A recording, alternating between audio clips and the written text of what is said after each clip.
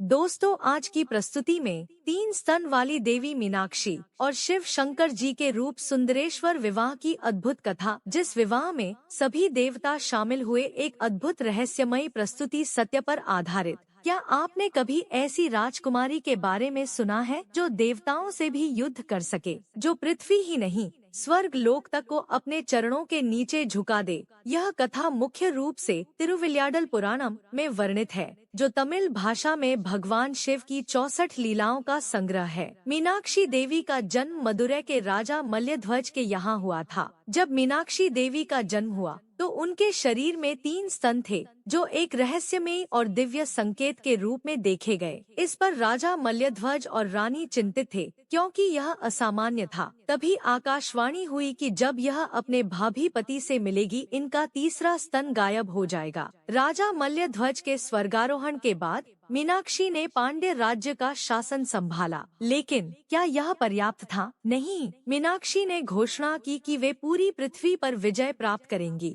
उत्तर में हिमालय की ओर बढ़ते हुए वे इंद्र के स्वर्गलोक तक पहुंच गयीं।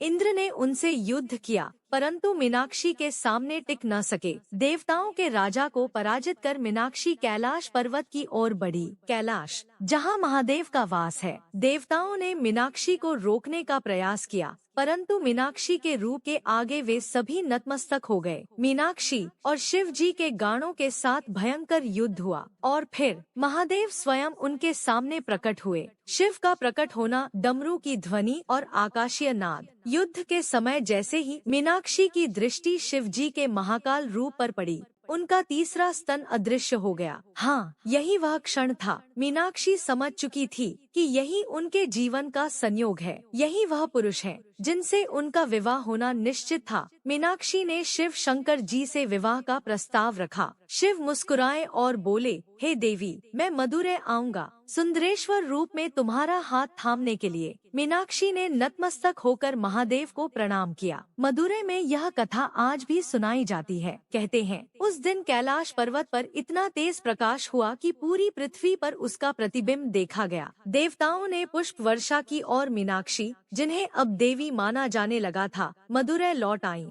क्या आपने कभी ऐसा विवाह सुना है जिसमें स्वयं देवों के देव और त्रिलोकपति उपस्थित रहे हों? एक विवाह जो केवल मानवों का नहीं बल्कि देवताओं का महासंगम था। मीनाक्षी और सुंदरेश्वर शिवजी के इस दिव्य मिलन की तैयारी पूरे मदुरै में जोरों पर थी, परंतु इस विवाह में एक अद्भुत भूमिका निभाने वाले थे स्वयं भगवान विष्णु। मीनाक्षी के विवाह की घोषणा होते ही मदुरै नगर में जैसे स्वर्ग उतर आया था। सड़कों पर दीप जलाए गए और पूरे नगर को पुष्पों से सजाया गया। पर एक प्रश्न सबके मन में था, इस विवाह में मीनाक्षी के भाई के रूप में कौन कन्यादान करेगा? यही प्रश्न जब स्वयं मीनाक्षी ने अपने मन में उठाया, तब आकाशवाणी हुई, तुम्हारे भाई के रूप में स्वयं भगवान विष्णु इस विवाह में उपस्थित होंगे। कहते हैं, जब विष्णु को यह संदेश मिला, वे तुरंत वैकुंठ से मदुरै के लिए प्रस्थान करने लगे। उनके रथ के घोड़े तैयार किए गए और लक्ष्मी जी ने उन्हें विदा दी। देवताओं का यह महासमागम देखने के लिए पूरे स्वर्गलोक में आनंद का माहौल था।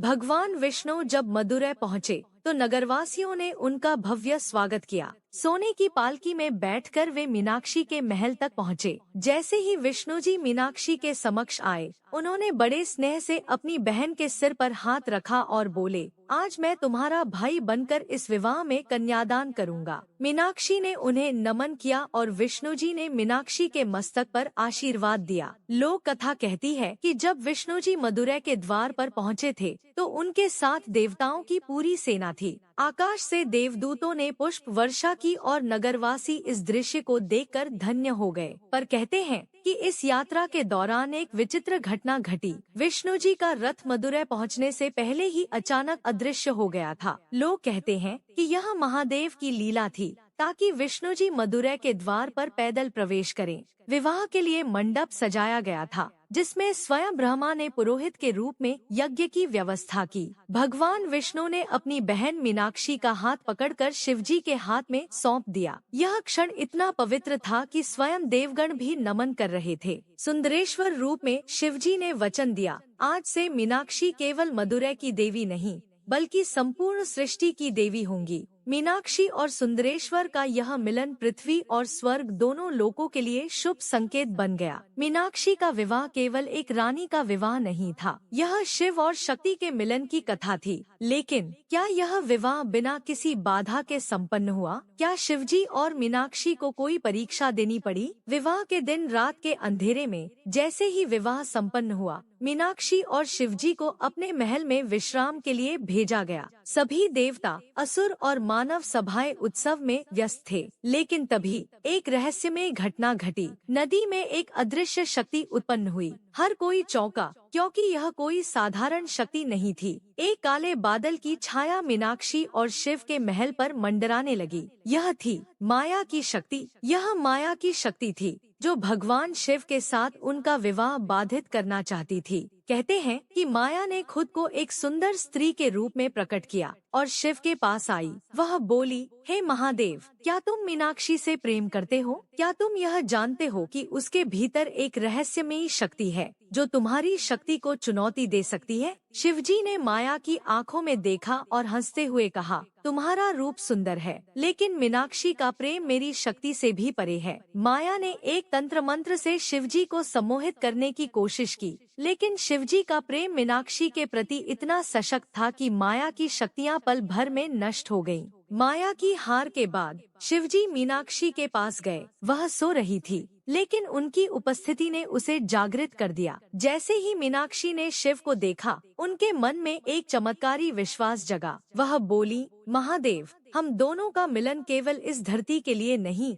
समस्त ब्रह्मांड के लिए है। लेकिन इस मिलन के बाद एक और परीक्षा थी, एक परीक्षा जो मीनाक्षी को और शिवजी को एक साथ साबित करती। क्या यह मिलन स्थायी रहेगा? कुछ समय बाद सप्त ऋषि ने शिव और मीनाक्षी की जोड़ी की परीक्षा लेने का निश्चय किया। वे दोनों को एक कठिन प्रश्न पूछने के लिए आए। ऋषियों ने कहा, हम जानते हैं कि तुम दोनों के मिलन के पीछे कोई दिव्य शक्ति है, लेकिन हम यह जानना चाहते हैं कि तुम दोनों का प्रेम क्या केवल शारीरिक आकर्षण है या कुछ और भी है? सप्त ऋषियों के प्रश्न ने मीनाक्षी और शिव को चकित कर दिया। यह कोई साधारण प्रश्न नहीं था, यह प्रश्न उनके प्रेम के शुद्धता का था। शिवजी मुस्कुराए और बोले, हमारा प्रेम केवल शारीरिक नहीं, आत्मिक है। मीनाक्षी ने मेरे भीतर वही शांति और शक्ति देखी है जो वह चाहती थी, और मैंने उसमें वही शक्तियाँ देखी हैं जो सृष्टि को संजीवित करती हैं। सप्त ऋषियों ने यह उत्तर सुनकर संतुष्ट होते हुए शिव और मीनाक्षी को आशीर्वाद दिया। लेकिन एक अदृश्य शक्ति इस परीक्षा में अभी भी मौजूद थी। यह थी काली, जो मीनाक्षी के मार्ग में आकर उनके प्रेम को परखने आई थी। काली देवी, जो पारदर्शिता और सत्य की प्रतीक मानी जाती है, मीनाक्षी के सामने आईं और बोली, क्या तुम सचमुच इस प्रेम को निभा सकोगी? मीनाक्षी ने ठान लिया कि वह इस प्रेम की राह पर पूरी तरह से चलेंगी, चाहे कोई भी संकट क्यों न आए। उन्होंने अपनी शरण शिवजी में दी और कहा, हे महादेव, तुमसे अधिक कोई मेरे लिए पवित्र नहीं है। काली देवी ने मीनाक्षी के विश्वास को देखा और उनकी परीक्षा में सफल होने के बाद उन्हें आशीर्वाद दिया। काली देवी ने कहा, तुम दोनों का प्रेम सच्चा है और इसलिए तुम कभी भी एक दूसरे से अलग नहीं हो सकते। शिव ने अपनी पत्नी मीनाक्षी को गले लगाते हुए कहा, हमेशा के लिए एक दूसरे के साथ रहेंगे, यह हमारा वचन है। इस प्रकार मीनाक्षी और शिव का मिलन न केवल एक धार्मिक और भव्य विवाह था, बल्कि यह प्रेम, विश्वास और सत्य की परीक्षा से भी होकर गुजरा। यह कथा हर एक के लिए एक संदेश छोड़ जाती है। प्रेम जब सच्चा होता है तो वह हर बाधा को पार कर जाता है। क्या आप तैयार हैं जानने के लिए कि इस मिलन के बाद और क्या हुआ था? अगले भाग में हम जानेंगे।